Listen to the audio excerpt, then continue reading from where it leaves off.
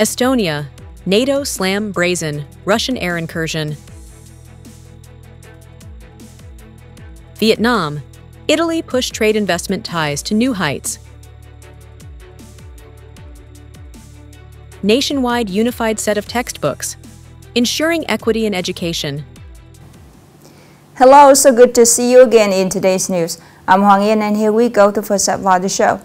Estonia has accused Russia of violating its airspace, claiming 3 supersonic Russian fighter jets just entered its airspace over the Gulf of Finland. The claim promoted the immediate condemnation from NATO and European countries who called it dangerous provocation, but Russia just denied the allegation. Estonia says 3 MiG-31 fighter jets entered its airspace without permission and stayed for a total of 12 minutes. During that time, the high-speed aircraft may have flown over large parts of the country.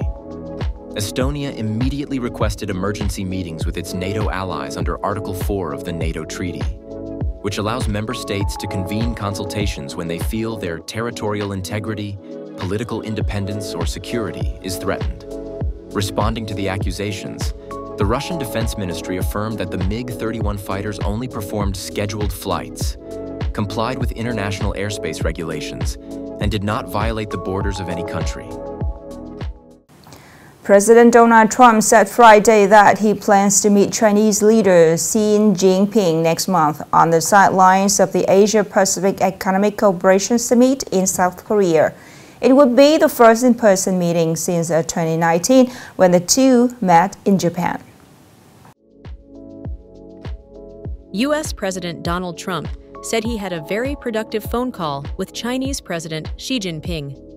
This is the second phone call between the U.S. and Chinese leaders since President Trump returned to the White House in January, and the third since the beginning of the year. According to Donald Trump, the two sides have made progress on many important areas, including trade, fentanyl, the need to end the conflict between Russia and Ukraine, and the approval of the TikTok deal. Trump announced that he had agreed with President Xi Jinping on a meeting on the sidelines of the APEC summit in South Korea, and that he would visit China early next year, while President Xi Jinping would visit the United States at an appropriate time. The Ministry of Finance of Vietnam just organized the Investment Connection Forum 2025 in Milan, the capital of Lombardy region, Italy. Minister of Finance Nguyễn Thị Minh just attended and delivered a speech at the forum. Italy is currently Vietnam's third largest trading partner in the European Union. In the first 7 months of 2025, two-way trade turnover has reached over 4.3 billion USD, up 5.1% compared to the same period in 2024. In terms of investment cooperation, Italian investors currently operate 162 projects in Vietnam with total registered capital of more than 624 million USD. Conversely, Vietnam has invested in 11 projects in Italy with total capital of nearly 700,000 USD. Minister Nguyen Van Thang affirmed that the potential for economic, trade, and investment cooperation between Vietnam and Italy is still immense. Vietnam expects Italian enterprises to support the country in accessing shifting investment sources such as green finance, science and technology, and innovation. At the forum, representatives of several businesses from both sides also introduced their strengths and investment potential and expressed the possibility of cooperation in the future. Upcoming are some updated news.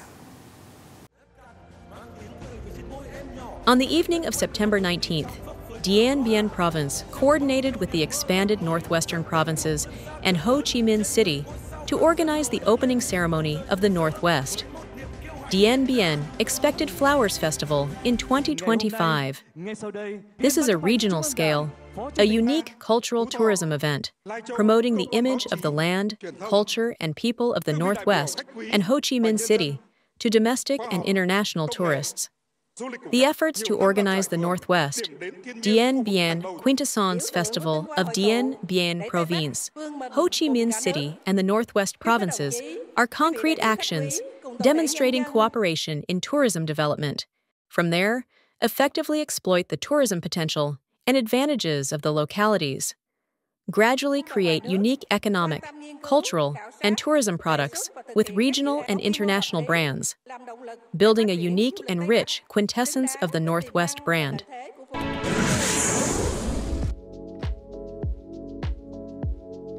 Nghệ An Provincial People's Committee has just approved the policy of surveying 6 locations to establish resettlement planning areas to serve the site clearance for the North-South High-Speed Railway project in Tan Chau, Duc Chau, and Quinh Sun communes. The Provincial People's Committee assigns relevant departments, branches, units, and localities, conduct surveys, establish detailed plans, 1/500 scale, for resettlement areas, and implement the next steps in accordance with regulations.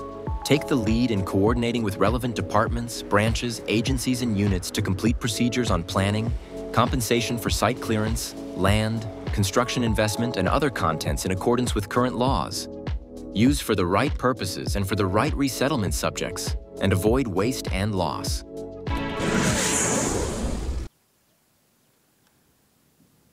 China is stepping up its purchases of Vietnamese shrimp, becoming the #1 import market for Vietnamese shrimp for the first time.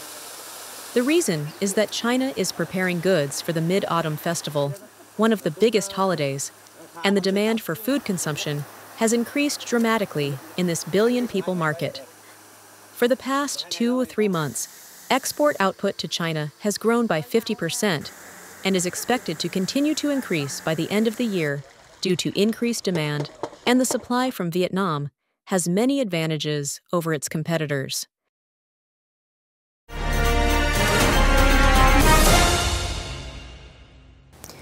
According to the government's requirements and the direction of the Ministry of Education and Training, from the 2026-2027 school year, all high school students nationwide will use a unified set of textbooks.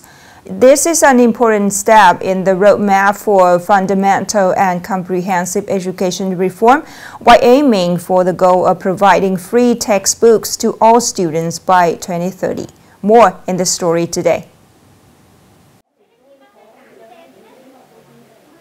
In reality, applying one curriculum, multiple textbooks, in schools in Nghệ An for a long time has caused some problems, especially in searching for documents, making it difficult to learn and exchange with each other, and creating a lot of waste. Therefore, the unification of using one set of textbooks nationwide is supported by schools, teachers, and students. One set of textbooks has many advantages for teachers. Students also do not have to worry about choosing which set of textbooks, and children in a family can reuse them. Learning exchange between schools and regions is easier and more convenient. Using a unified set of textbooks is also a step in preparing for the roadmap of free textbook distribution from 2030, reducing the financial burden on students. However, what teachers and education managers want most is the content and quality of the book set. I agree with this policy. However, the content of the textbooks should be more selective and concise, avoiding being as long as the 2018 textbooks. I am concerned that the implementation roadmap for a set of textbooks is a bit rushed, because a textbook program requires a lot of investment to have a book, and if implemented, it must be really drastic. Using a unified set of textbooks nationwide is a strategic step towards a more transparent, modern, and equitable general education. However, the core is not only unity, but also that the set of books must be suitable for all students, accurately reflect regional realities, and truly serve the comprehensive development of learners. The last story to send it our news today. Thank you so much for your attention. Goodbye for now and see you later.